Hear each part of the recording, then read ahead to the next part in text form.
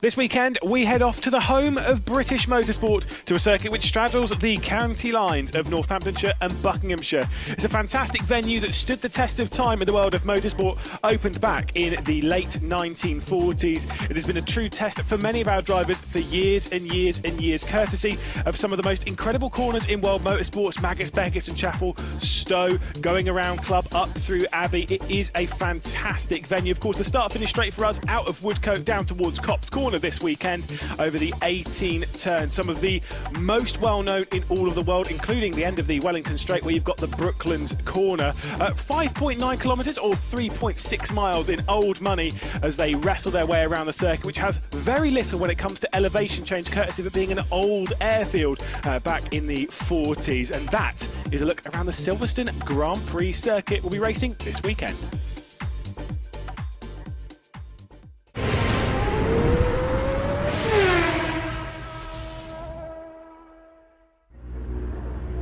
We are now down here in the assembly area, getting ready to go for round 6 of the Gb3 Championship. Piers Pryor alongside me.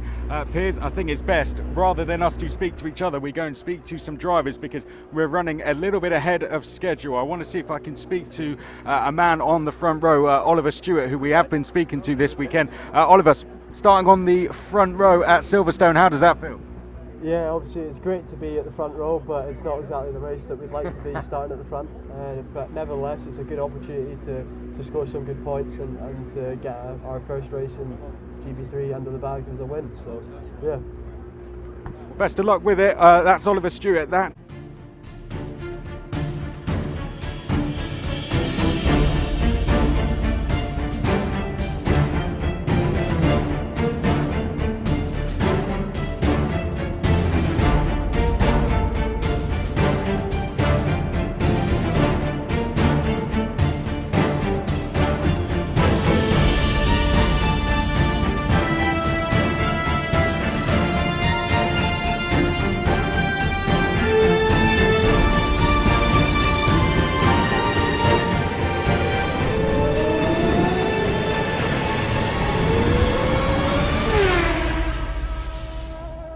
With Saki starting from pole position alongside Oliver Stewart, we race our way down towards turn 1, and I'm not sure that was a great start from Stewart. We head down towards that first corner. Costa Paris continuing to struggle. It has been Ollie Stewart dropping back a couple of positions. He's got Edward Pearson almost making his way through around the outside, almost losing his front wing and all of that. They go 3 wide on the race down towards the likes of Maggotts, Beggars and Chapel. Look at that though, on the inside, that bright red highlighted car of Callum Foyson that was trying to work his way through, getting shuffled out just a little bit by Max Esterton, who's moved backwards on the grid on the start of the race, and the Fortec car is dropping down the order. You saw that 2x2 through Maggotts and Beckett side by side, about 3 or 4 rows, and they're still side by side. Look at the snake weaving left and right down the Hanger Straight, and we're about 4 wide. Yeah, we are 4 wide going into the background. Wow, that's going to be tight.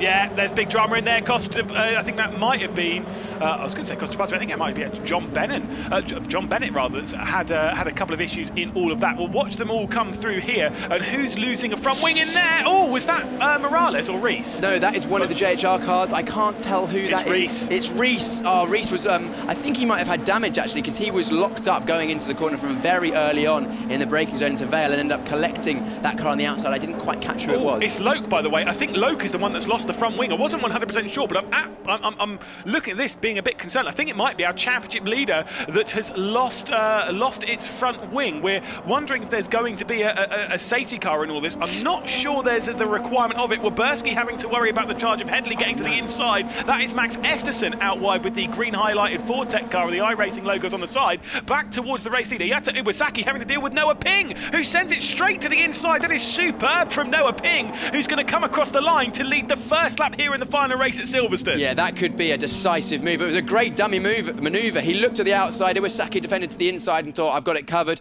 Ping went back to the inside and took the lead from Iwasaki up the inside. That could be decisive because we potentially might have a safety car not been called yet, so they're still racing now. Ping is in the lead and is actually allowed himself to get onto the racing line, which is good. Voisin now looking up the inside of, is that Christodoulou? It is indeed. Christodoulou gone out wide. Voisin might pick this one up, as we can see. Voisin's made his way up to 7th position. position. A few drivers running out wide. They've got to be careful not to do that. I think it was Gerard Shea coming through the foreground of shot. Someone has come into the pit lane, which is Joseph Lokes, unfortunately championship leader and two-time race winner this weekend. He's had a great weekend so far. We're having a good chat with Mike Epps between the two races. Obviously his driver coach saying there's a lot of work that needs to be done, but alas, he's in good stead. But you know, just a disappointing final race. One thing I've noticed, which is ridiculous, Timet Kuharczyk up 9 places on one lap. That'll be Shin going off. Sorry about that. Shin getting squeezed. I think there's 3 wide and all that. But you're absolutely right. Kuharczyk's flying. Yeah, and that'll be another place for Kuharczyk probably there, because he's up 9 places, so nearly in the top 10 already. And his pace, we know, has been great. As we go side by side, one of the elites and Chris Dittman cars didn't see, went out shot. No, they managed to make it through safely, which is good. And that is Reese coming in. Rear right puncture, unfortunately. That would I did kind of wonder, but I think there might be actually damage on the rear right rather than it just being a puncture. So big shame for the JHR development team to have both cars, or 2 cars rather, dropping down the order. Here's their other one. That will be a move to the inside from Morales, trying to get past Pearson. It's Morales what will be on the left-hand side. It's Pearson in that blue highlighted Fortec car that's just muscled his way through, and trying to make his way through all of that is Krista Dulu, and this could open up the opportunity. There's been contact there, sending off Morales, and I think Voisin might come through in all of this. Yeah, Morales just tried to hold it around the outside of Aintree and got the shove onto the dirt. I think he'll be a bit annoyed with that, and going through all that mud and wet grass, but he'll have a lot less grip going through the next few corners. Voisin picking up the pieces here. He's doing a very good job once again of just about staying out of trouble. I don't know whether on the first lap the 2 JHR cars may have come together. There is potential. I mean, it was all 4 wide up into that section, wasn't it? Yeah, it really was 4 wide, not even just from the camera angle. It was genuinely 4 cars abreast, which we know that... Oh, who's that smoking? Is that Morales? It is potentially. Is that from the underside of the car, or is that from the engine? I mean, it looks from the underside. Yeah, I'm not 100% sure. It is. It will be Morales when he went off. Maybe one of the bolts from the floor tray, or the plank they call it, has been dislodged, so they might be just dragging on the ground. It also looks like that Mavlyatov is dropping off the back of the group in the far background as well. Our race winner from race 3 at Alton Park. Yeah, Bennett having a few issues to try and get past his Rodin Carlin teammate of Costa Paris. This is a look in the background. You can see that car, the one that's actually spitting out the smoke, is trying to get past Waberski. That will be David Morales trying to make his way through. Clearly he's not struggling. If you kind of look underwards, you can see a little bit of the floor hanging a little bit lower than normal, as we can see Callum Voisin making his way past Pearson. So Voisin's up to 5th. Yeah, Voisin having a very, very strong race. Up to 5th, oh my goodness, 5th place. That's an excellent result. We saw him come through the field at Silverstone. Max Esterson, no front wing. Max Esterson's race weekend is going from bad to worse. He's clearly had contact with another driver. Front left puncture, front wing gone. That's pretty much race over, even if there is a safety car. So you still see some lockups going into, that is the village and the loop. Not sure who that would have been with us. I mean, he was around the likes of Dunn, Kuharczyk, Morales as well, so we'll keep our eye on all of that and see who's dropping down the timesheets. There's Waberski coming through the middle of the shot. This is back towards the front, and you can see Roujon trying to get his way past Stewart as we head down towards Brooklands. It's Roujon on the outside with the red car for Chris Dittman Racing, trying to make his way past the number 17 of Ollie Stewart, who's out wide going through Luffield. You could see how fast his hands were moving. Yeah, that was a big slide from Stewart, struggling a little bit at this part of the race after Roujon is putting the pressure on and keeping it up there, and he's very, very close. I think his best opportunity potentially next will be down the hanger straight into Stowe.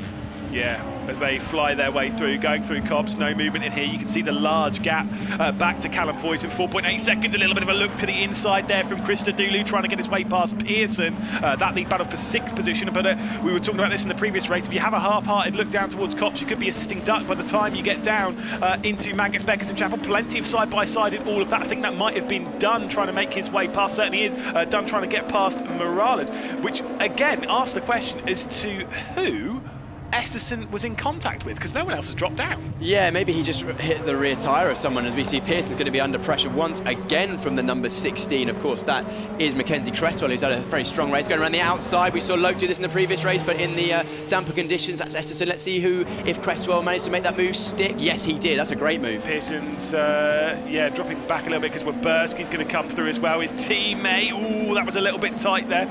So that'll be Waberski making his way up the order. There is tyres again, a little bit of a look at the damage and such. Vortec going to work very quickly here to try and get the front wing off, try and get the front left off as well. Tense times for them, but alas, I don't think Esserson's going to be finishing higher than 22nd, where he presently is running. Might not go a lap down though, which if a safety car comes out, that's what you're fighting for. Yeah, and there's all the hallmarks of a safety car at this point, because there's fights up and down the field. Hopefully it's all clean, but you never know. With this many cars on the grid this close, as we can see, that's Kuharczyk trying to make another position on the Chris Dittman Racing cars. That's Zach Taylor. Yeah, it is. Taylor, who's had a strong race in race number 2 this weekend, is now fighting off probably the driver, almost certainly the driver who's made the most positions up this weekend, Timothy Kuharczyk. We spoke to him before the race and he was ready for a fight in this one, and is showing that he can do that.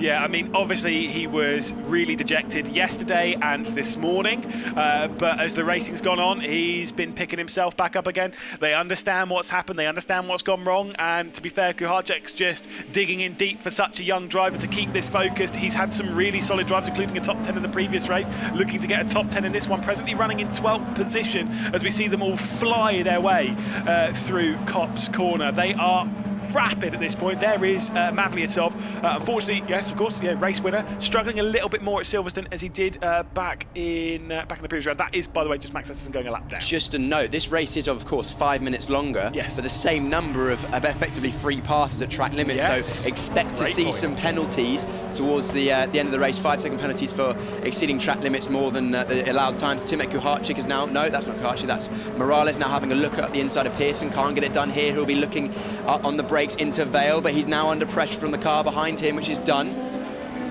See if there's going to be the move from Morales. Like you say, Dunn's having a little bit of a look, who then has to worry about Kuharczyk behind as they all funnel their way through Club and out onto the Hamilton straight. James Headley also here in the middle of shot there with the bright green helmet in the charcoal grey Arden VRD machine behind Zach Taylor, who's struggling a little bit more in speed. You've got Costas Paris and John Bennett still behind that. Bennett unable to make his way past the teammates. To give you an update on lap times at the moment, everyone's running pretty close on lap times. Joseph Lokes at the fastest lap of the race. Costas Paris is sending one straight down the inside of James Headley, getting squeezed off just a touch there, and the Arden VRD car not having to worry too much about Taparis, because Taparis has his teammate nearly down the inside. That is Silverstone classic, isn't it, where it's you go for a move, and if you don't make it, well, you have to worry about the car behind, because they will be there and they will be close. Anyone going for a move down into Brooklyn's bit of a defence from Morales, but no move from Dunn. Yeah, in the background, Steiko is having a look up the inside of Bennett now after that poor exit through the loop and Aintree, and we now keep on this battle between Pearson, Morales and Dunn. Yeah, you can see Steiko there once again having a bit of a look on Bennett, looking over the entirety of the Luffield section. A couple of battles coming through in all of that. I think Gerard Che and Sean Rashid are pretty close as well in a fight down, and I think just about outside for the final point, 18th place. At the moment though, Ping is clearing off. To give you an update for what's happening towards the front, the last lap time Ping was about 3/10 faster than the Yata Iwasaki, so there are some gaps beginning to grow, and there is the confirmation as well on your screen that the fastest lap of the race has just been set. I mean, it said Waberski in there. It certainly is a 55.083. He was only about 100th of a second faster than Cresswell ahead, so it's a pretty fast gaggle of cars where Waberski is in that 8th position. The grip that Kuharczyk has is very impressive. I mean, he's right on the back of Dunn. Dunn feeling like he needs to go defensive, but Arthur Rosen is right there as well, trying to pick up any pieces. No, sorry, that's Zach Taylor, my mistake. Zach Taylor in the Chris Dittman car, trying to look at to pick up any pieces. Bennett round the outside of his teammate to Paris into Vale. That's a great manoeuvre, keeping it clean between those two. Yeah, that was a nice one, not irritating Trevor Carlin too much, as you've got the likes of Callum Voisin being up inside the top 5. I mean, there's been a few struggles for the Rodin Carlin team, courtesy of those penalties that have gone the way of John Bennett this weekend. He's not a dirty driver, but he's just fallen foul of a couple of mistakes this weekend that he has held his hands up to, as there we see a bit of a lock-up there from Zach Taylor, and he's got to worry backwards. Oh, he's gone straight on, and guess who's followed him? James Headley's gone straight off with him. Yeah, I saw that coming. It was Taylor basically got his foot in very early on the exit of the loop, dropped a wheel on the exit of the curb, and once you drop your outside wheels off the back of that curb, the car bottoms out and you're basically on a skateboard, as we see Dunn going up the inside of Brooklands, where his race was ended in the previous one, and making a lovely manoeuvre up the inside of David Morales. Oh, I'm just also getting a note that Ollie Stewart has just received a 5-second time penalty for track limits. That is the first one, and we're not even halfway through this race. 6 laps left to go in all this. Let's take a look at the replay of that incident. Let's see what happens with Zach Taylor here. Yeah, you can literally see Taylor getting on the power so early to try and get a strong exit to defend from Headley and going off, and then Headley, unsighted, just basically followed him. He will have had a bit of understeer from the aero wash, but yeah, they've both lost places because of that. We're now looking at Pearson under pressure from Dunn now, and Kuharczyk's actually dropped back behind Morales. Wait, or was he already behind? Yeah, I think he was already behind. Sorry, my mistake. Yeah, I was getting confused as who was where. Yes, it's Dunn and Morales have switched over. That's it. Kuharczyk's still in 12th place. It's kind of where he's been for a few, a lap or two now, which, I mean, to be fair, the fact that he's come from the back of the grid and got to 12th, I mean, yeah, it's not bad. It's been a very impressive showing from this young man right here, and we'll see if that's going to continue. We did see a lot of graining, though, in the gym. Well, never mind, it's got past because there's been a couple of mistakes there from David Morales, and so that is Kuharczyk through. No, I think Morales has actually got a problem. Oh, do you? Yeah, I think Morales has got a problem. Yeah, because I think that'll be where all the grass has gone through the into the radiators when he went off the trackers, and probably just overheated the engine, and the engine will be going into limp home mode. So it's a really unfortunate for Morales. Another position for Kuharczyk up to, well, that'll be 11th place now without penalties. Yeah, you can see he's put his rain light on to let everyone know that he's hobbling home. But Noah Ping at the front of the field is romping away. Yeah, he's last lap he was half a second faster than the Yota Iwasaki, and again a reminder, the third car in shot, that number 17 of Ollie Stewart, that car does have a penalty. It'll be a 5-second post-race time penalty at the moment. He could be, he's the only one so far to have picked up one. I'm not sure he will be by the end of the race, as there is Dunn looking to the inside of Pearson, almost getting into the side of the 41. I was going to ask though, we saw a lot of graining in Gb4 in the race. These tyres the same? Are we expecting the same? I don't think we'll expect the same, because the thing with the Gb3 cars is they've got that much more downforce. There's a lot more load going to the tyre, so it will heat up more evenly. And it's often when the centre of the tyre is cold and the surface gets hot from scrubbing that you end up with the graining. And it doesn't look like we're seeing any graining yet, and we are 15 minutes. No, 11 minutes remaining. So we've got 5 laps left to go. Yeah. So we're not seeing any graining as yet. So the track temperature being a bit higher probably will help as well. But yeah, no issues so far. Yeah, they're not.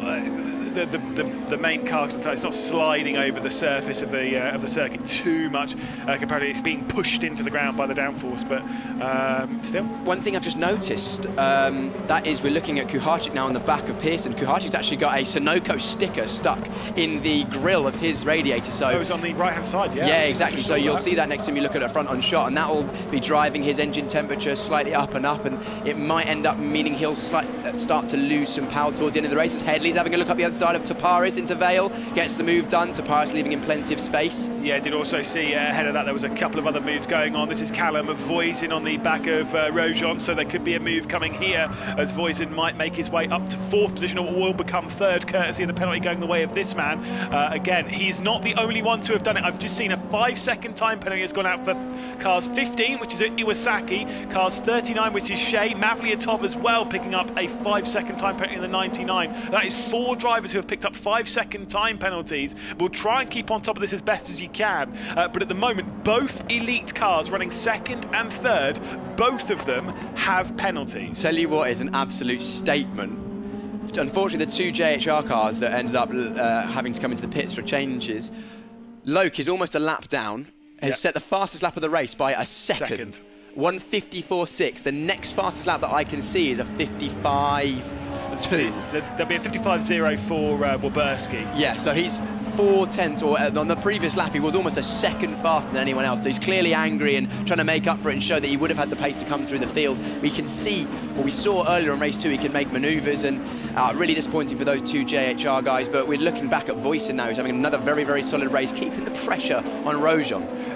This is exactly what we've been saying about with Voisin so far. If anyone caught us in the 2nd race earlier on today, the 2nd race of the weekend, we're going to see a switch here between the 2 Elite Motorsports cars. This is Iwasaki in the 15 on the left. The 17 with the slightly more yellow is Stewart, making his way past Iwasaki and into 2nd position. So that must have been a slow exit from Iwasaki, who I think might have some problems 100% Iwasaki must have a problem. He looks slow in a straight line and he's defending hard now, and this is going to overheat, potentially? Yeah, potentially. Maybe he went through the grass and we didn't see at some point. And now that is Voisin out the inside of Rojon. A great move there. That's very, very close. Good of Rojon to give him space. And now he's going to be looking up this inside of Iwasaki to try and get into a podium position. Yeah, straight line speed on the Hamilton straight seemed okay from the Elite Motorsports car, but if there are going to be any struggles, it'll come out of the loop and Aintree and out onto the start finish. There, unfortunately, is the third JHR Developments car into the pit lane. David Morales. It has not been the great third race for them. Unfortunately, they've had a great day thus far, but you know, not every race can go perfect. You've got to take your highs. There's confirmation of the fast lap that was set by Loke on the previous lap. He's literally just reset it to a 54.585 as we're continuing on in this race. Let's see if Callum Voisin can make his way through the defensive line being taken by Ayata Iwasaki, and there is the outside line inside being taken from Nico Christodoulou, as that is the move straight around the outside. Beautiful stuff at Brooklands from Callum Voisin, and behind all of that, Christodoulou has made his way past Rojon. We've seen that Voisin can make manoeuvres. We saw it last year at Brands GP, which is a notoriously difficult circuit to overtake, when he went up like 10 places. But again, a textbook manoeuvre around the outside of Brooklands, set him up. Iwasaki over defended, nice and deep on the brakes, give the guy on the inside space, and then you're on the inside of Luffield, and that is an excellent manoeuvre. Dunn now setting the fast lap of the race in 9th position, so charging onto the back of Wilberski at this point, at this rate. Again, just to clarify with the results that Voisin's been getting this weekend, because we're saying, you know, maybe in qualifying he's not really looked like incredibly fast. You're saying about, like, you know, your average day is better than everyone else's average day. On the Saturday race, he finished in 6th place. On the race earlier today, he finished in 4th place. And this race is going to be finishing. He looks like he might be finishing on the podium. Well, if you're how incredible is that from Callum Voisin? If you're trying to mount a championship challenge, you just need to bang in top 10s and top 5s as often as possible. And with a 6th place, or was it a 5th, and what could be a potential podium in this one, that's a very solid weekend. I don't want to jinx it. No, absolutely not. Touching wood, there's no wood in the comms box. So no, there actually genuinely there isn't. There's a brick wall. I mean, that door's wood. Anyway, Callum Voisin on his own now, trying to put the pressure. He's in the podium position. He'll be chasing down Oliver Stewart. Let's have a look and see where the fights are on circuit now. Oh, John Bennett's got a time penalty as well, as does Toparis and Reese at the back of the field. They're coming in thick and fast now, time penalties. So Iwasaki has a penalty, so that'll put Christodoulou and Rojon and Cresswell up as well. Yeah, there's a lot of penalties out on this grid. Like we're saying, Christodoulou's going to move up onto the podium here, by the way, at the moment. Yes, he is on the rear end of Iwasaki. If he gets this move done, that'll be great. But at the moment, because of the penalty for Iwasaki, he's moving up. You did say we were going to see a lot of penalties in this race. There will be 2 laps left to go at the end of this one. Christodoulou's got to the outside of Iwasaki, and he put on a really good move here on Rojon on the previous lap. He's going to send it in around the outside of Brooklands, and yes, I know there's some issues coming from Iwasaki's Elite Motorsports car, but that's a brilliant move from the number 2 of Nico Christodoulou, looking to get onto the podium. I don't actually think Iwasaki's got a car problem. I think we may have thought it was, because he looked like he was slow for a couple of corners, but he's right back on the pace now, and unfortunately he's just getting overtaken, I think, on sheer pace at this stage of the race. But yeah, it's good to see that the Arden VRD cars are having some good pace in this one, with Christodoulou's had a pretty strong weekend. But Voisin, even though he's in 3rd in the road, is now 2nd after, of course, Stewart's penalty will be applied after the race. Let's see if there's any more penalties coming in. Any more new ones? No, it's just the 5, the 43 and the 27 were the previous 3 that came out, which of course was for John Bennett for Costa Toparis, and the 43, sorry, the 43 is of Toparis, the 5 being of Reese, so Reese being another one getting that penalty. Just to clarify as well, for Nico Christodoulou, this would be his first podium in GB3. Of course, he did a lot of, he did not all of last season, but most of last season. Ended up finishing the final race of the season in 4th, but for him to have worked his way through the order, he's had to do this properly. It's not as if he's been given it by poor qualifying, whatever, and been at the back of the grid, and so he's been reversed to the front. He has had to work for this big time, as we can see Morales still in the pit. Get back out in this race, as we still got a race on here between Dunn and Wilberski. Actually, no, Dunn's made his way past Wilberski. Yeah, certainly. So the 22 is clear of Wilberski at the moment. Obviously, Dunn doing that whilst setting a fast lap. His last 2 lap times was a 54.5 and a 54.5. That's how convinced that, by the way, fast lap of the race territory on both of those from Dunn. So he is rapid at the moment as he's trying to catch up with Mackenzie Cresswell. There's a little bit of a battle ahead of this, as I think it will be Rojon trying to get past to get to Iwasaki, and this time he's got to the inside at Brooklands, and the number 18 will move his way through. Penultimate lap of the race coming to a close, heading on to the final one as Rojon does move his way up the order. Yeah, that's a good move from Rojon. It seems like that elite motorsport car of Iwasaki, he's just not getting the strong enough exit out of the loop, which is leaving him vulnerable into Brooklands, which is where most people have got through. But there's now a race for second on the road. Even though Voisin doesn't need to make this manoeuvre, I wonder whether he will be told by his team via the pit boards that he doesn't need to make this manoeuvre, because of course he could risk and try and get it on the road, but if there's a contact between them, then that is no net gain for Voisin at this point, because he's not going to catch Noah Ping at the front of the field now with just a 1 lap remaining. But I think maybe he'll just be trying to make another position just for fun. Oh no, Callum Voisin's just received a 5-second time penalty. So has the number 11 of Styko, and of the 9 that belongs to Zach Taylor. So there's even more. So this does actually matter now for position. It will be the final spot on the podium if I can do the calculations. It's so complicated now, everything that's going on. We'll just talk about it as it's going, because Callum Voisin sending it around the outside, trying to get past Ollie Stewart. That is a superb move from the Rodin Carlin of Callum Voisin. Fantastic stuff as they head through club. It's not done yet though. Stewart's back in the slipstream and Voisin's having to defend into the first corner at Abbey. They're going to go side by side through here. No, not this time. But yeah, that is a move for position. I don't know what position it will be quite yet, because it's now time versus positions, but he'll be happy to get that move done. It's a shame that he's actually got that penalty, because, you know, he was driving so well. He could have just maybe reeled it in just, you know, 1% and not abused those track limits quite as much. But again, that last lap, the fastest lap set again by Alex Dunn in 8th position. Yeah, I'm not joking when I say nearly half the grid at the moment have time penalties. It has been a wild final race here at Silverstone. A couple of drivers, though, that don't have time penalties thus far. Don't want to jinx it too much. But both the Arden VRD cars that are running 1st and 4th at the moment, that should become a 1-2 for Arden VRD, as we'll see Noah Ping, who's been fantastic through this race. He's pulled out by 3.1 seconds, and Ping will cross the line to win his first race in Gb3, round number 6 of the championship. As he crosses the line on top, the penalties will start to be dished out, but Chris Stadulu, I do believe, will move to 2nd. Rojan as well onto his first podium, so it's a brand new trio on the podium. Fantastic stuff. Yeah, so provisional results after time penalties being applied: Ping, Chris Stadulu, Rojan, Voisin, Cresswell, Dunn in 6th, Stewart down to 7th, Kuharczyk 8th place from the back.